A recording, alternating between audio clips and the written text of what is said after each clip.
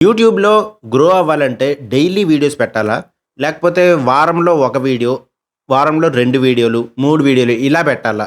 ఇది YouTube start చేసిన ప్రతి క్రియేటర్‌కి వచ్చే పెద్ద కన్‌ఫ్యూజన్. ఎందుకంటే ఒకళ్ళేమంటారంటే డైలీ వీడియోలు పెడితేనే ఛానెల్ గ్రో అవుతది. కన్సిస్టెన్సీ అంటేనే డైలీ వీడియోలు అని చెప్పి. ఇంకొకళ్ళేమంటారంటే క్వాంటిటీ ముఖ్యం కాదు, క్వాలిటీ ముఖ్యం అని చెప్పి చాలామంది చెప్తారు. మరి ఇందులో నిజమేంటి? డైలీ వీడియోలు పెట్టకపోతే ఛానెల్ గ్రో అవ్వదా? లేకపోతే వారానికి 2, 3 వీడియోలు పెడితే సరిపోతుందా? నేను ఈ వీడియోలో క్లియర్‌గా ఎక్స్‌ప్లెయిన్ చేయబోతున్నాను. End to end starting point నుంచి లాస్ట్ పాయింట్ వరకు సిట్యుయేషన్ బట్టి మారుతూ ఉంటదనమాట. ఎందుకంటే చాలామంది క్రియేటర్స్ డైలీ అప్‌లోడ్ చేయలేక ఫ్రస్ట్రేట్ అయిపోతూ ఉంటారనమాట. అండ్ వదిలేస్తూ ఉంటారు. అందుకే ఈ వీడియో చివరి వరకు చూడండి. యూట్యూబ్‌లో అప్‌లోడ్ స్ట్రాటజీ గురించి కంప్లీట్ క్లారిటీ వస్తుందనమాట.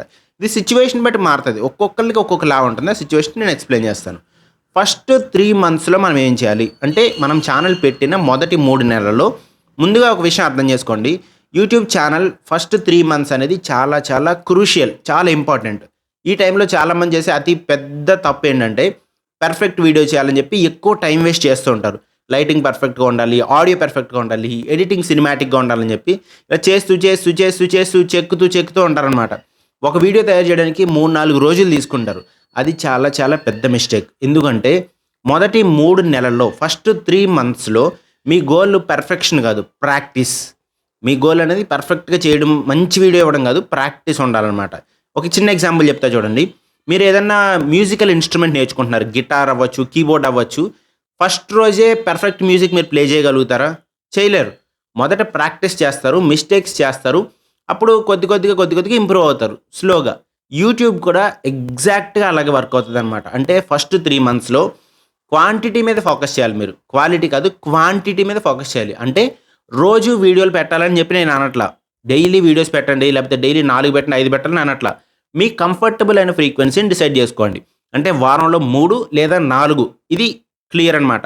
ఇంతకు మించి అవసరం లేదు, ఇంతకు తక్కువ కూడా అవసరం లేదు. ఇలా కన్సిస్టెంట్‌గా అప్‌లోడ్ చేసుకోండి. ఏ రోజు ఒక టైమ్ ఫ్రేమ్ ఫిక్స్ అవుతారో ఆ రోజు అదే టైమ్ ఫ్రేమ్‌కి పెట్టాలనమాట. ఇది ఎందుకు అంటే దీంట్లో 2 రీజన్స్ ఉన్నాయి. 3, 4 చెప్పడానికి 2 రీజన్స్ ఉన్నాయన్నమాట. 3 లేక 4 పెట్టడానికి ఏంటనేది. First reason practice. మీరు ఎక్కువ వీడియోలు చేస్తే కెమెరా ముందు మీరు మాట్లాడడం ఇంప్రూవ్ అవుతుంది. ఎడిటింగ్ స్పీడ్ పెరుగుతుంది. ఎందుకంటే ఎక్కువ వీడియోలు ఉంటేనే మీరు ఎడిటింగ్ ఫాస్ట్‌గా చేయగలుగుతారు. వారానికి ఒక వీడియోనే పెట్టుకున్నారనుకోండి, ఎడిటింగ్ స్లోగా చేసుకుంటూ వెళ్తారనమాట. స్క్రిప్ట్ రైటింగ్ కూడా మీకు ఇంప్రూవ్ అవుతదనమాట. ఎలా అయితే వర్కౌట్ అవుతదని మీకు అర్థమవుతది ఎక్కువ వీడియోలు చేస్తే గనక. ఆడియన్స్‌కి ఏం నచ్చుతుందో మనకి అర్థమవుతదనమాట ఈ నంబర్ ఆఫ్ వీడియోస్ వల్ల. సో, క్వాంటిటీ అనేది చాలా ఇంపార్టెంట్. ఈ 3 నెలల తర్వాత మీరు చెక్ చేసుకుంటే మీ ఫస్ట్ వీడియోతో కంపేర్ చేస్తే మీ లాస్ట్ వీడియో, ఆ 3 నెలల్లో లాస్ట్ వీడియో ఉంటది కదా! మీకు ఇంప్రూవ్‌మెంట్ చాలా కనిపిస్తదనమాట. అండ్ సెకండ్ థింగ్ ఏంటంటే ఎక్కువ నంబర్ ఆఫ్ వీడియోస్ పెట్టడం వల్ల ఎక్స్‌పెరిమెంట్ చేసినట్టు అవుతది మనం. ఇది చాలా ఇంపార్టెంట్ రీజన్ అనమాట. ఫస్ట్‌లో మీకు క్లారిటీ ఉండదు. ఏ టైప్ ఆఫ్ కంటెంట్ పని చేస్తది, ఏ టైప్ ఆఫ్ కంటెంట్ పని చేయదు అని క్లారిటీ ఉండదు. అందుకే మీరేం చేయాలి, డిఫరెంట్ టాపిక్స్ ట్రై చేయాలి. ఎగ్జాంపుల్ నా ఛానెల్ ఎగ్జాంపుల్ తీసుకుందాము. యూట్యూబ్ టిప్స్ ట్రై చేయాలి, టెక్ వీడియోస్ చేయొచ్చు, లేకపోతే గ్యాడ్జెట్ రివ్యూస్ చేయొచ్చు, ట్యుటోరియల్స్ చేయొచ్చు, ఎవరేం చేయకూడదని మిస్టేక్స్ వీడియోస్ చేయొచ్చు. ఇలా డిఫరెంట్ టాపిక్స్‌ని మనం చూజ్ చేసుకొని డిఫరెంట్ ఫార్మాట్స్‌లో మనం చేయాలి. షార్ట్స్ వర్కౌట్ అవ్వచ్చు, లేదా లాంగ్ ఫార్మ్ వీడియోస్ వర్కౌట్ అవ్వచ్చు. ఎందుకంటే స్టార్టింగ్‌లో మన దగ్గర 0 సబ్స్క్రైబర్స్ ఉన్నప్పుడు మనల్ని ఎవ్వరు జడ్జ్ చేయడానికి ఉండరు. మనం ఒక 10,000 మంది సబ్స్క్రైబర్లు వచ్చారనుకోండి, మనం వీడియో పెట్టిన తర్వాత బాలేదను, బావుందను, మిక్స్డ్ రియాక్షన్స్ ఇట్లా వస్తూ ఉంటాయన్నమాట. స్టార్టింగ్‌లో మనల్ని జడ్జ్ చేసేది ఎవరు చెప్పండి?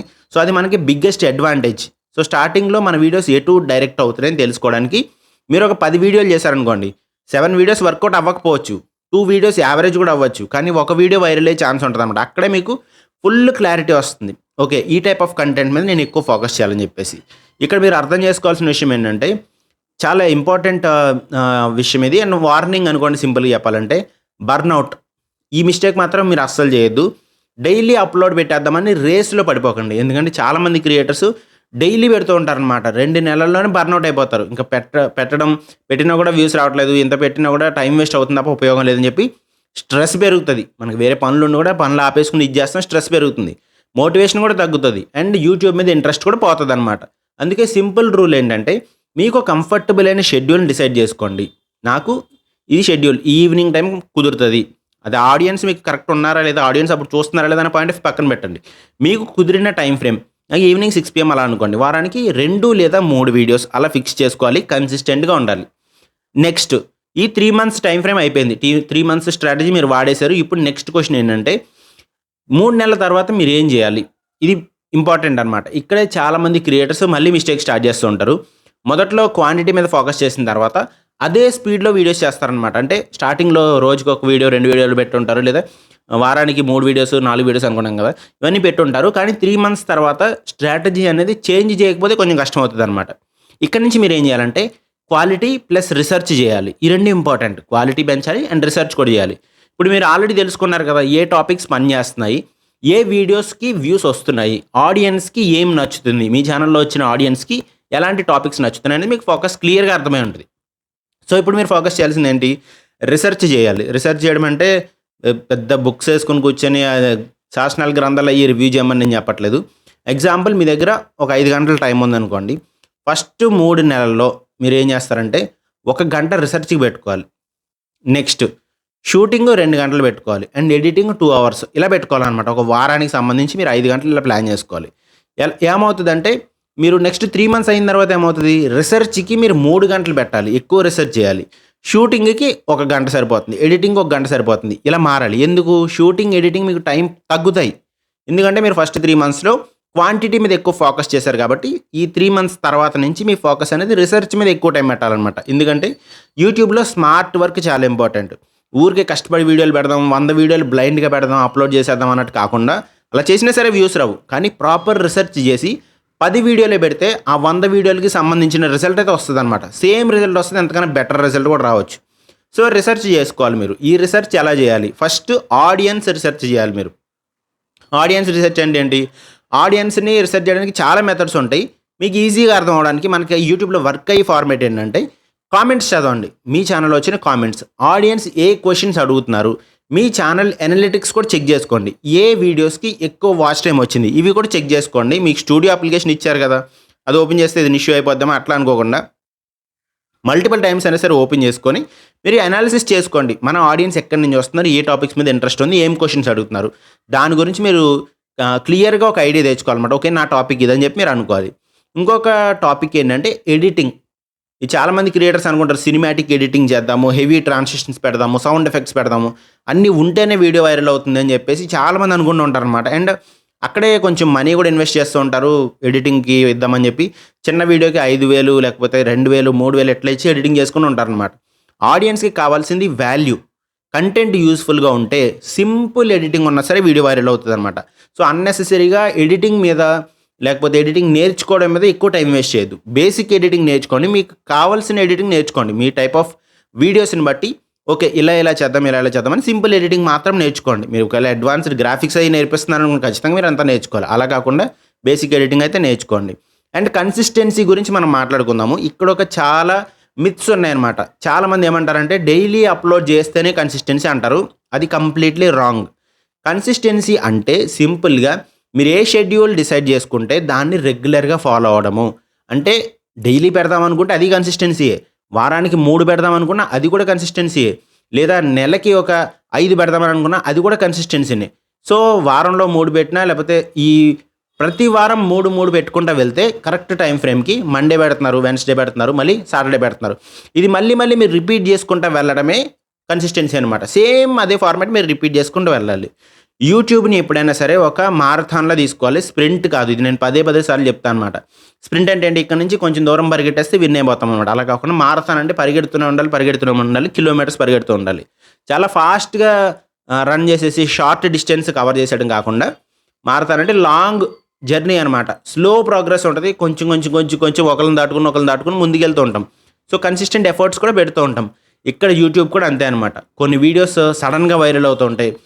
చాలా మెజారిటీ వీడియోస్ అన్నిటికి కూడా గ్రోత్ అనేది స్లోగా వస్తుందనమాట. స్లోగా వచ్చిన గ్రోత్ అనేది ఎప్పటికి కూడా మనకి లాస్ట్ వరకు కూడా ఉంటది.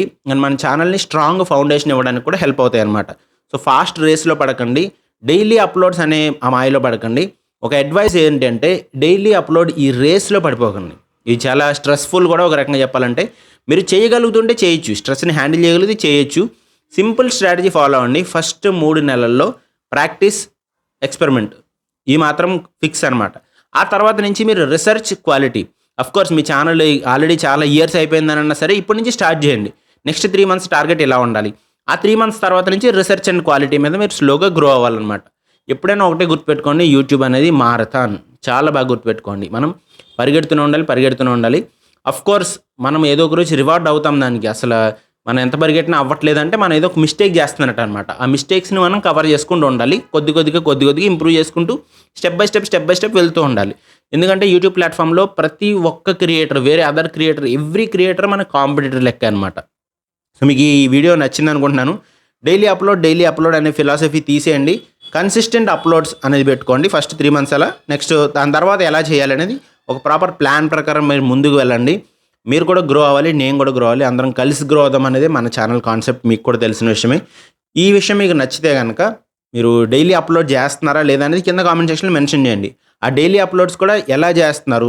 లైక్ ఏదో ఒక వీడియో పెట్టాలి కాబట్టి పెడుతున్నారా? లేకపోతే మీకు టైం ఉంది ఫుల్‌గా అని చెప్పేసి డైలీ వీడియోస్ పెడుతున్నారా అనేది కామెంట్ చేయండి. లేదా నాకు డైలీ వీడియోస్ కాదు, నేను కన్సిస్టెంట్‌గా పెడుతున్నాను. వీక్లీ ఇన్ని పెడుతున్నాను, లేకపోతే వీక్లీ అన్ని పెడుతున్నాను అని చెప్పి ఎందుకు అలా పెట్టాల్సి వస్తుందనేది రీజన్ కూడా చెప్పండి. దాన్ని బట్టి మనం డిస్కషన్ చేద్దాం. మీకు ఎవరికైనా ఏదైనా వాల్యుబుల్ ఇన్ఫర్మేషన్ కావాల్సి వచ్చినా నేను కామెంట్స్‌లో రిప్లై ఇవ్వగలుగుతాను. అండ్ మన సబ్స్క్రైబర్స్‌లో కూడా ఎవరైనా రిప్లై ఇస్తారనమాట. సో షేర్ చేయండి. మీరు ఎన్ని వీడియోస్ పెడుతున్నారు అండ్ ఎందుకు అలా పెట్టాల్సి వస్తుంది అనేది కూడా కామెంట్ చేయండి. అండ్ ఈ రేస్‌లో పడొద్దు. మళ్ళీ చెప్తున్నాను. కన్సిస్టెన్సీ వేరు, డైలీ అప్లోడ్స్ వేరు. ఈ డైలీ అప్లోడ్స్ అనేది కూడా కన్సిస్టెన్సీలో ఒక పార్ట్. కానీ కన్సిస్టెన్సీ అంటేనే డైలీ అప్లోడ్. 2 ఈక్వల్ కాదు. 2 వేరు. అది గుర్తుపెట్టుకోండి. వీక్లీ 3 పెట్టిన కన్సిస్టెన్సీని. సో మీకు ఇన్ఫర్మేషన్ నచ్చితే కనుక మన ఛానల్‌లో జాయిన్ అవ్వచ్చు. మెంబర్‌షిప్స్ కూడా ఉన్నాయి. అక్కడ మీకు ఏదో అడిషనల్ అడ్వాంటేజ్ వచ్చేస్తది. మిరాకిల్స్ జరిగిపోతాయి. వెంటనే మీరు సక్సెస్ అయిపోతారు. అట్లా అని నేను చెప్పట్లేదు. మీకు ఇంకా అడిషనల్ కేర్ నా సైడ్ నుంచి నేను తీసుకోవడానికి కొద్దిగా హెల్ప్ చేయడానికి కూడా నాకు కొంచెం ఎక్కువ ఎఫర్ట్ పెట్టడానికి నాకు ఒక రీజన్ లాంటిది ఉంటదనమాట. ఎందుకంటే డైలీ మల్టిపుల్ మెసేజెస్ వస్తుంటాయి కాబట్టి ఆ మెసేజ్‌లో నేను ఫిల్టర్ చేసుకోవడానికి కూడా నాకు ఒక పద్ధతి ఉండాలి కాబట్టి మీరు కావాలంటే మెంబర్‌షిప్స్ తీసుకోండి. ఇంకా మంచి వీడియోస్ మన ఛానల్‌లో అయితే రాబోతున్నాయి. అందరం కలిసి గ్రో అవుదాం. మీరు కూడా గ్రో అవ్వాలి. నేను కూడా గ్రో అవ్వాలి.